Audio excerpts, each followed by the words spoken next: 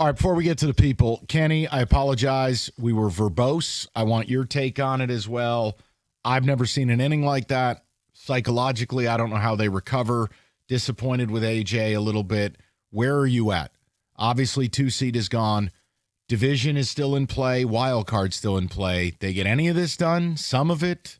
Have you just said, F it, I'm on to Georgia, Bama? What's the move here? There's definitely part of me that's the latter and saying, F it, I'm on to Georgia, Bama. But the way I look at it is usually these errors will happen and you'll be like, oh, Zach McKinstry flubbed a ball at third base or Torque, couldn't scoop a ball or something like that. When it's coming from somebody like Skubal, who you have massive expectations for, not just as a pitcher, but as a leader on this team, I hate to believe like this because they're still not out of anything yet. But the idea that a game like that, I think, could be a major turning point to the end of this season. I think if they don't win tonight, I think I'm where you were yesterday, in that it's not happening. Okay. And it's not going to be close. Now, do you think they missed the playoffs in sum total? They're a game up on Houston. I mean, the bottom of that wild card race is so jumbled right now where it wouldn't surprise me if they got in, but I think if they lose again, I may turn into Latte Larry and be like, you know what? Go to hell. No. Okay. These scones are dry. Yeah. All right, let's go to the people. We'll go to Roy to bat leadoff today. Roy, what's going on? Hey, thanks for having me. Yes. So I don't know if people really have talked about this before, but I've looked through like the 150 years of stats in baseball. No team has ever blown a 15-and-a-half game lead. No. I mean, it's historic. I mean, they've had a lot of injuries to their staff, their bullpen, their starters. They're missing 3 big starters. Yeah, but did your general manager do a good job in addressing any of it? Absolutely not. We brought in a bunch of guys with 5 ERAs. There's and the problem I have. to the team psychologically. Mm-hmm. When your GM doesn't believe in you, it saps the energy out of the clubhouse. And, like, you're together every day as a team. So you're more like a family. So it's like your parents don't believe in you as a kid. We saw it with the Wings. Psychologically. Look what happened with the Wings. Dylan Larkin came out and said the impact it had when Yzerman didn't make a trade to help him. Look, I'm telling you, Scott Harris and Yzerman are very similar to each other. The difference is one of them got real lucky and had a Disney movie last season. They both can draft. Wonderful. But the pro scouting needs to be called into question here. Go look at the list of moves Scott Harris has made at the pro level. I mean, hey, it's how you end up where you're at. His idea of addressing an injury to the pitching staff was Charlie Morton and Chris Paddock.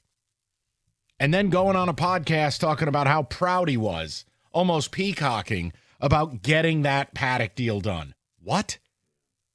In what world? Guy's got an ERA of almost 6 for his life. Go ahead. No, I'm sorry. No, let's go to the people. All right, Jay's up next. Rico's had it. We go to Jay, 97.1. What's up, man? Oh, hey, guys. So here's my thought. I think last year it was fun to be in the playoff race because we were riding the good and the bad emotions with the wins and the losses. And this year hurts because last year we were the Guardians. The stadium last night there was rocking. And now if you look in the mirror, you know what I see? I see Twins fans. We're the Twins. You never want to be the Twins. I feel nothing, and I think you had the best record for most of the year in the AL, and now the AL Central is going to once again put in the worst record of a division winner. The Guardians still have a negative run differential, and if it weren't for the MLB expanding the playoffs for losers like the Tigers and like the Mets, like this would be looking way worse. It looked like 2009. If the Astros hadn't lost 4 in a row, you'd be out of the playoffs altogether. That's not just blowing a 15-game lead for the division. You'd be left out of the dance. I know. Like, why am I scoreboard watching Houston, Sacramento, Oakland in late September? That's not how we thought this would go in July. Now, do you think they still get the wild card? I don't know. Like I said, this feels like last year, but like you're on the flip side of it. Where I mean, if you remember last year, it felt like in early September, oh, this is going to happen, and I feel the same way. But on the flip side, I feel like the Twins, and I cannot believe that that's who we are. But it is. Yeah, I mean, in a lot of ways, the baseball gods have, rents due. Did you enjoy your miracle last year? All right. Well, here's the invoice for that. And they hand you a napkin with a number you really don't like because the magic is gone. Nothing's working. Again, they tried in the offseason to get Bregman. I can't rip him for that. No, but it was a great calendar year that they've had. Going back to August of last year. The pro level stuff. At the end of the day now, Gleyber Torres will have been useless post All-Star break with about a 660 OPS. All right. What bats did they bring in? They didn't. What pitching did you bring in? They didn't, including Alex Cobb, who's currently staying with Estelle Getty for the reboot of the Golden Girls. Those moves. What about the last second move of Charlie Morton? That's my point. Between Cobb, Morton, and Paddock, it's okay. If Steve Yzerman's going to catch hell for the JT Compers and the Alex Copps of the world, then why can't Harris catch hell for his moves? No, you're correct. Oh, but the farm system, and I understand both things can be true. It's like saying, well, Yzerman's got Wallander and Nygaard and Pellica. That doesn't change the fact I'm watching John Gibson. Yes, Ken. But no one was asking him to trade a Max Clark. No one was asking him to trade a McGonigal. We just wanted you to make a move because, look, Javi Baez has not been great in not been great, not just the second half, not been great since he started the first couple months.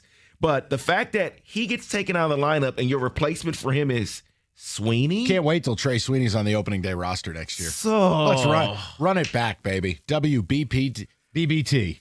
Band back together. Bring Trey Sweeney back again. When did you meet Will Smith? 248-539-9797. We've got a ton of phone calls to get to. We're going to do it. We're going to mix in some football as well. Be patient. We're coming to you, and we'll work through this together. 97. Unbelievable.